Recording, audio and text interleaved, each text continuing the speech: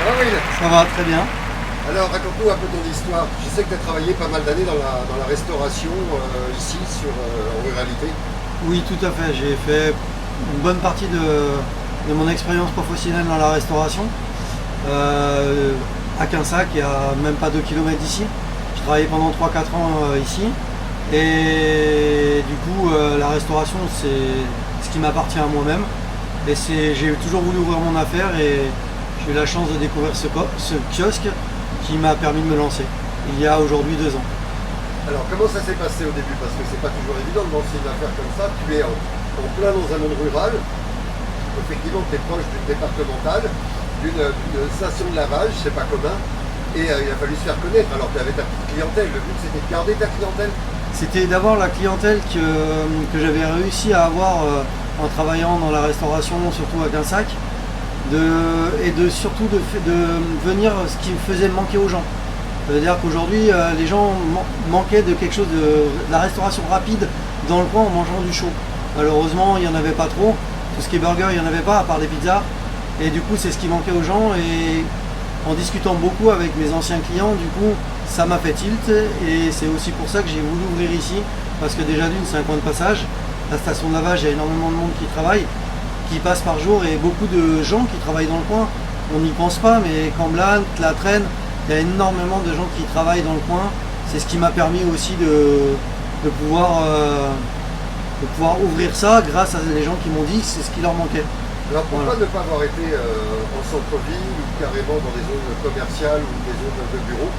Alors déjà, le loyer qui est énormément cher et aussi la proximité de la clientèle. Aujourd'hui, l'avantage d'être ici dans le côté, le côté rural, c'est un peu la question familiale. Ça veut dire que les gens, ils viennent parce que vous faites de la qualité, mais ils viennent aussi pour le personnage en lui-même. Ça veut dire que c'est un mélange. Ça veut dire que dans les grandes villes, dans tout ça, vous n'avez pas forcément une clientèle d'habitués. Vous avez beaucoup de clientèle de passage. Ici, l'avantage, c'est qu'on a beaucoup de clients de fidélité, des gens on sait que Jacques va venir, on sait que Jacques il aime bien son burger saignant. Et c'est pour ça que le client revient ici. En centre-ville, c'est pas du tout pareil.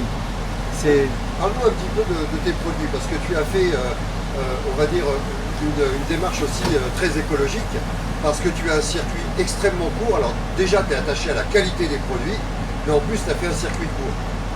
Alors déjà, ça me tenait à cœur de travailler avec les gens du coin, parce qu'on a des bons primeurs, on a des bons bouchers, des bons boulangers dans le coin, et il faut les mettre en avant. Et aujourd'hui, grâce à eux, ça m'a permis aussi d'avoir du monde. Parce qu'en travaillant avec eux en direct, le pain par exemple, vous allez à la boulangerie à Cambes, automatiquement leurs clients vont venir peut-être chez vous. Déjà ça apporte une proximité et ça permet de faire connaître des gens qui ne sont pas forcément connus par tout le monde. Et c'est des produits de qualité. C'est des gens avec qui déjà tu travaillais ou tu as fait un petit peu le tour des maraîchers, des bouchers? Non, le boucher, non, j'étais en tant que client particulier chez mon boucher, à Quinsac, j'avais sympathisé, c'est aussi pour ça que je voulais le faire travailler. Lui, parce que je savais que la qualité de la viande était extraordinaire. Et après, le pain, parce que j'ai goûté un peu de 2-3 boulangeries, ça a été pour moi le meilleur, au niveau qualité-prix aussi, parce qu'on est obligé de faire attention à tout ça. Avec de la matière première, il fabrique tout lui-même, et c'est ce que moi je voulais, parce que c'est ce que je fais ici. Moi je voulais que ça me ressemble en fait. Et tous les fournisseurs que j'ai, comme le primeur à La Traîne, il a des produits de qualité, des produits qu'il choisit lui-même. Du coup, c'est peut-être un peu plus cher, mais ça correspond à ce que je fais ici. C'est du maison, c'est du fait maison, et surtout du qualitatif. Et ces 3 fournisseurs sont ce que moi je fais venir ici. Voilà. Pareil pour le poulet. Le poulet, voilà. Le poulet, alors c'est un petit fournisseur des mines de Bordeaux et qui vient, c'est de l'AOP. Du coup, c'est vraiment de la bonne chair et elle est beaucoup plus tendre que si vous prenez en gros chez Auchan ou en gros, même dans les grosses structures de restauration. Et oui, là. Là, je lave les patates pour ensuite après les couper parce que vu que c'est de la binge, elle arrive, elle est terreuse. Du coup, il faut la nettoyer. Ça, c'est ce que tu fais tous les matins? Tous les matins, entre 10 et 15 kg de patates. Alors, tu as décidé d'ouvrir tous les jours, comment ça se passe? Alors, suite à la crise sanitaire d'actuellement, je suis suis obligé d'ouvrir le samedi midi. Avant, c'était mon jour de repos. Du coup, je suis ouvert actuellement du lundi au samedi tous les midis. Et normalement le vendredi soir et le dimanche soir, mais actuellement, à cause du couvre-feu, nous sommes obligés d'anticiper avec l'ouverture du samedi. Alors, tu n'as pas voulu lâcher un iota, tu voulais être présent pour tes clients. C'est dur de quantifier les qualités. Tu dis que tu fais entre 10 et 15 kilos de pommes de terre, mais est-ce que tu sais à peu près, tu as ta clientèle, tu le sais à peu près? Oui, à peu près, je tourne à peu près. Actuellement, il faut compter à peu près entre une trentaine de clients au jour. En moyenne. En moyenne, après, on est à 30, 40, après ça peut être 25 le lundi par exemple.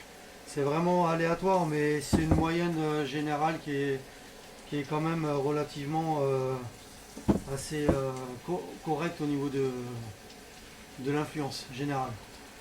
Voilà, c'est rare qu'il y a beaucoup moins ou beaucoup plus. Ça peut arriver.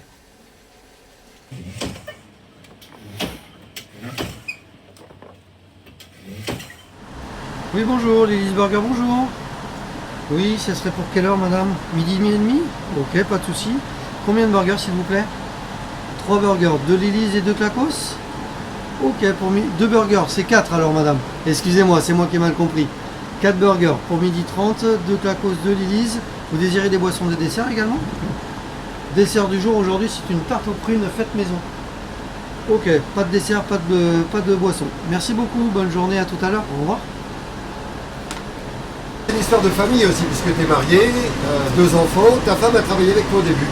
Alors ma femme, en fait, elle m'aidait au début, pour le démarrage, elle s'occupe déjà du Facebook et du Instagram, c'est elle qui fait toutes les photos, qui fait toute l'installation sur Facebook, les annonces.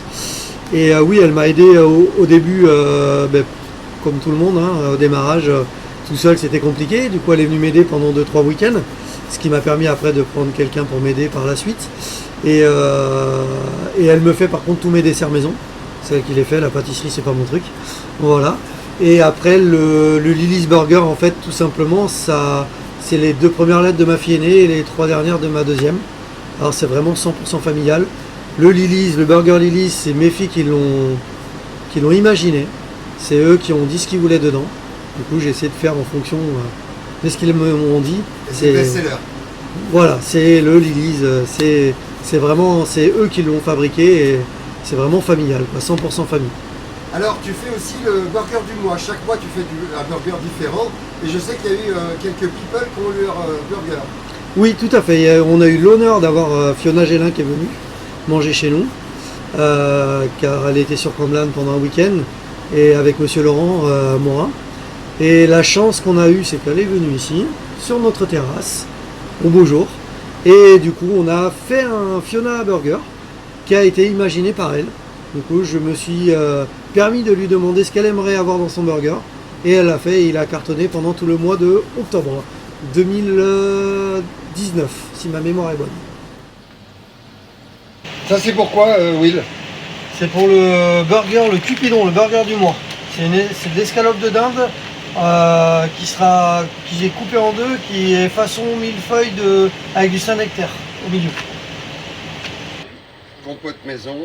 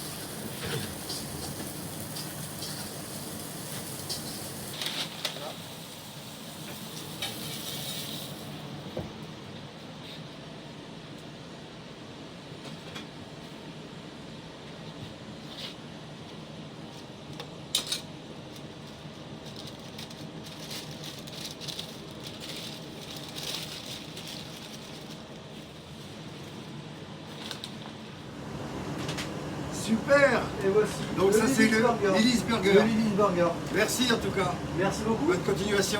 Merci, bon appétit. Ciao, Wilfried. Bonne journée. Qu'est-ce qu'on peut te souhaiter?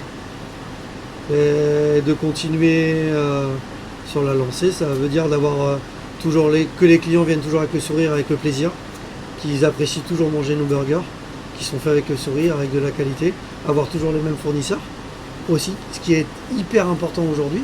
C'est aujourd'hui, si on a du monde, c'est grâce à eux, c'est eux qui nous font fonctionner parce que leurs qualités sont qualitatifs. Et d'avoir plus de monde et pourquoi pas ouvrir d'autres Lily's Burger par la suite. Merci Laurent, merci à l'Approche Rurale TV d'être venu me voir pour m'interviewer. Et merci également à Monsieur Macari, Boulangerie Cambe, Monsieur Florian Gros de la boucherie-charcuterie de Quinsac, et monsieur aussi Stéphane de Pomme Rainette de la Traîne, et aussi du petit marailleur de la Traîne qui me fournit nos poissons. Merci beaucoup.